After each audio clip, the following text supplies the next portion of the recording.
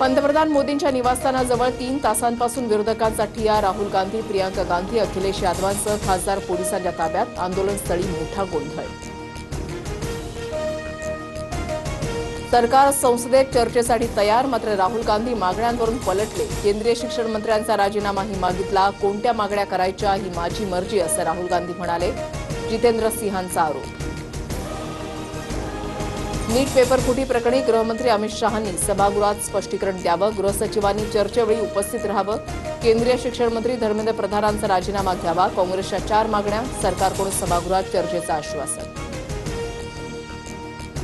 शरद पवारांनी जंतर मंतर मैदानावर अभिजित दिपकेंची भेट घेतली. सीजेपीच्या प्रमुख 4 मागण्यांबाबत दिपकेंची पवारांशी चर्चा. विद्यार्थ्यांच्या मागण्या पूर्ण होईपर्यंत शांत बसणार नाही, पवारांचा सरकारवर निशाणा. राजकीय हेतूसाठी मुलांच्या भविष्याशी खेळू नका. नीट प्रकरणी तत्काळ कारवाई केली आहे. विरोधकांकडून दिशाभूल करण्याचा प्रयत्न. एनडीएच्या बैठकीमध्ये पंतप्रधान मोदींचं विधान.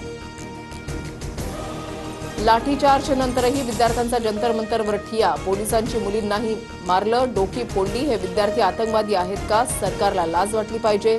अभिजित दिपकेंची टीका. फेसलेस आंदोलनात काहींकडून राजकीय पोळी भाजण्याचा प्रयत्न. पोलिसांचं नियंत्रण नसतं तर अनावश्यक गोष्टी घडल्या असत्या. आंदोलकांच्या खांद्यावर बंदूक ठेवून काहींचं स्वार्थी राजकारण सुरू आहे. मुख्यमंत्री फडणवीसांचा निशाणा. विरोधकांचा कॉक्रोच जनता पार्टीच्या आंदोलनाला पाठिंबा. उद्धव ठाकरे उद्या जंतर मंतरवर जाणार. सीजेपीच्या आंदोलकांची भेट घेणार. अरविंद केजरीवालांकडूनही आंदोलनस्थळी भेट घेत पोलिसांच्या लाठीचार्जचा निषेध.